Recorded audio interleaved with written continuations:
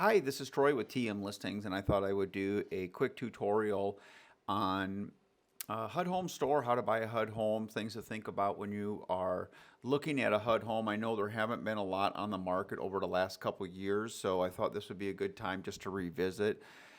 If you are a buyer's agent or a buyer and you see a home that's for sale that is a HUD home, you can go to hudhomestore.gov. Again, that's hudhomestore.gov. Make sure you spell that right because there are some knockoff sites that are similar, but they are not the actual site. They might try to scam you or sell you something that at HUD Home Store, they are not trying to sell you any services. So double check your spelling, HUDHOMESTORE.gov.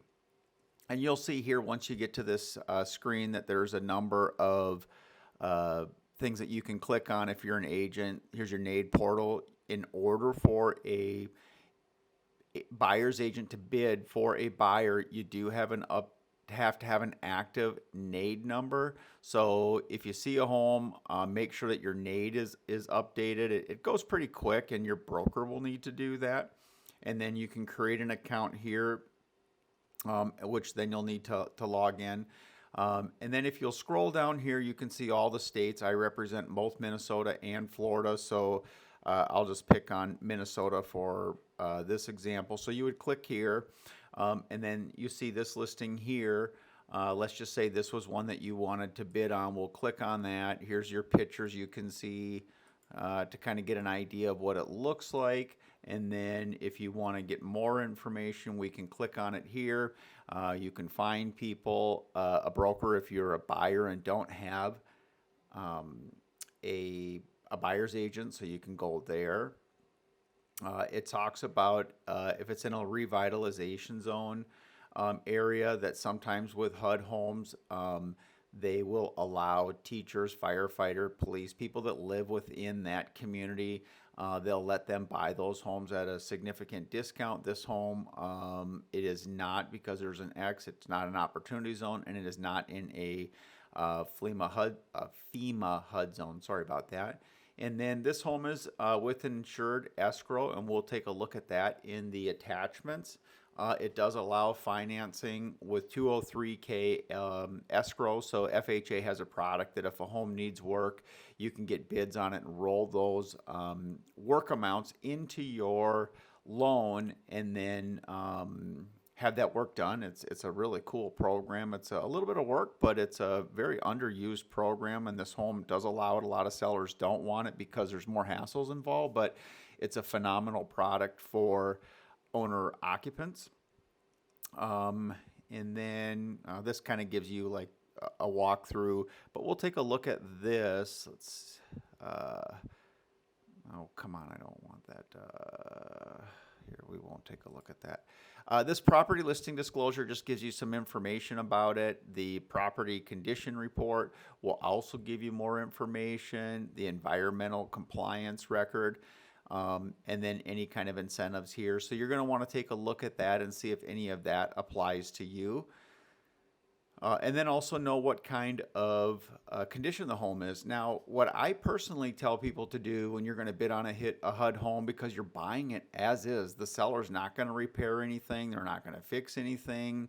You can get a home inspection, but whatever you find, the seller is not going to fix anything. You're buying this home as is in the condition that it's in. The type of financing that you're choosing also needs to work for this property in the as-is condition. And I'll give you an example. If you say, I want to buy this home and use conventional financing, and you scroll down here and you happen to see on the property condition report that the pipes don't hold pressure, well, you're going to need to get an appraisal and have that utilities turned on, and you're not going to be able to, because they're not going to give you permission to turn the utilities on when the plumbing doesn't hold pressure. Nobody wants to flood a house. So that's something to be mindful, that your type of financing needs to work with the property condition in the as-is condition. So you want to take a look at that, chat with your lender. I would call the city and county and just make sure that there's no outstanding permits, any upcoming assessments. and just do your homework. And then once you get your offer accepted, everything is done electronically. The signature will get sent to the buyer, the buyer's agent, the title company, and everybody signs it. And then the seller signs it, and you'll get a ratified contract.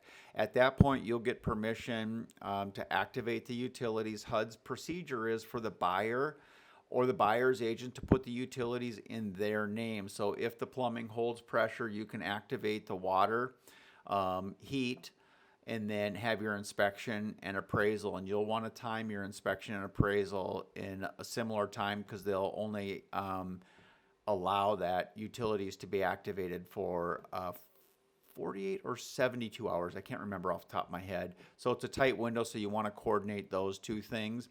And then your title company will want to follow the packet of instructions that they get. So with that said, I've sold a lot of HUD homes as a buyer's agent and also as a listing agent. It's not bad. Just if you get into one of these, I realize that the average agent who's a very good, successful agent may have been in this for a very long time and just never encountered a HUD house before, so it's their first time. So lean on the listing agent, ask questions, and if you'll do that, it's not a bad process. It's not a cakewalk, I'm going to say, but it's not bad at all, and you can get a nice home for your buyer and get to the closing table. So thanks for tuning in. If you have any questions at all, my information is right here. Feel free to reach out to me, whether you're in Minnesota or Florida, or if you're just an agent that has some questions. It doesn't have to be my listing. I'm more than happy to help you out. Thanks for tuning in. Take care.